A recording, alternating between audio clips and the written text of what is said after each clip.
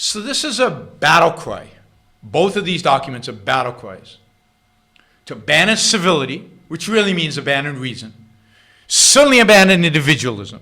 Abandon the idea of individual autonomy. Abandon capitalism. Abandon economic freedom. To fight for what? For a Christian conservative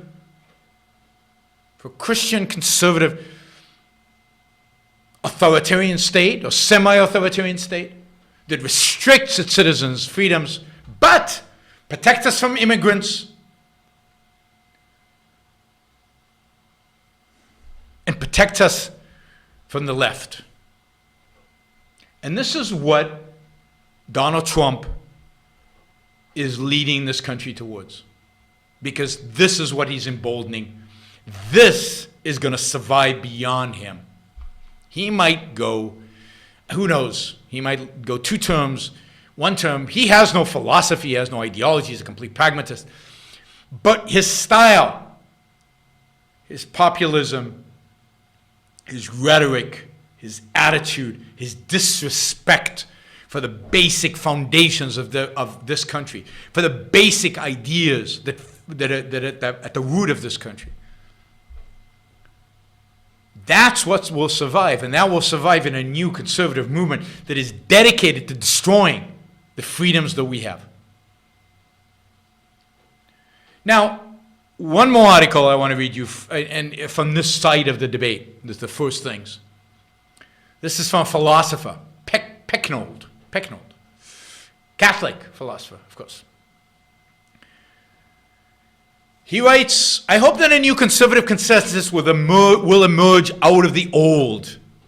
But first, we must put to rest the foolish notion that the common good is a socialist idea, or that its relationship to the highest good is fascist or Leninist.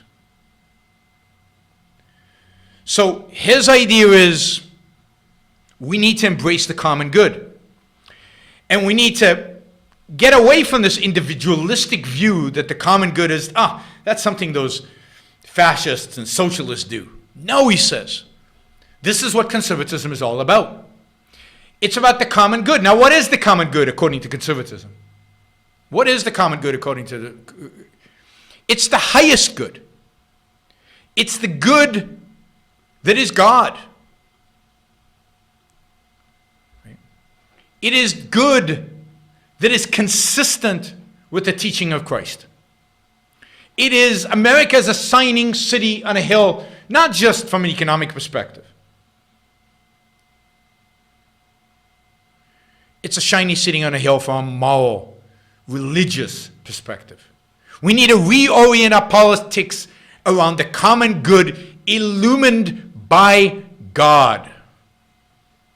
So you get full-fledged Christian theology as the heart, as the root of what needs to emerge as the new conservative order, as the new conservative consensus. I mean, these are what Ayn Rand called the mystics of spirit. And Trump is their Attila. Trump is their thug. Trump is their hammer right now. He says, the deepest political question of the West has always been about this question of political standard. How can we determine what is proper and just for a republic, and by what standard can we judge what counts as a perversion? I don't think that's the deepest political question, but okay. But what his answer is, do we live up to the standards of God? He ends the piece by saying, without God, without the transcendent standard, the capricious whims of human desire will continuously drag us down the metaphysical scale, away from the common good of our country, our homes, our families, and ourselves. Now, he comes out clearly on the side of Sohrab Ahmari, stands by him, supports him. And indeed, many of the people I've seen writing do that. Even this one guy who says, I don't agree with Sohrab Ahmari, because I think he's too optimistic. He says the problem is we cannot take political control. We're not going to get there. Now, remember, these are not some crazy, mystical, marginal imams in some mosque or some church in the middle of nowhere. These are people at the heart and at the leadership of the modern conservative movement. These are the people driving the modern conservative movement forward. And indeed, right now as we speak, I would argue, taking it over with the support of people like Tucker Carlson on Fox News, who used to be on the more free market side of the conservative movement and has moved now to this nutty, theocratic, anti-intellectual, anti-reason, and most importantly, anti-individualist part of the conservative movement. And America was created by men who broke with all political traditions and originated a system unprecedented in history, relying on nothing but the power of their own intellect. But those neoconservatives are now trying to tell us that America was the product of faith in revealed truth and of uncritical respect for the traditions of the past. It is certainly irrational to use the new as a standard of value, to believe that an idea or a policy is good merely because it is new. But it is much more preposterously irrational to use the old as a standard of value, to claim that an idea or a policy is good merely because it is ancient. The liberals are constantly asserting that they represent the future, that they are new, progressive, forward-looking, etc.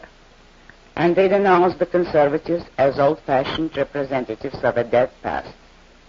The conservatives conceded and thus helped the liberals to propagate one of today's most grotesque contradictions: collectivism and dictatorship, the frozen status society, is offered to us in the name of progress, while capitalism, the only free, dynamic, creative society ever devised, is defended in the name of passivity and stagnation.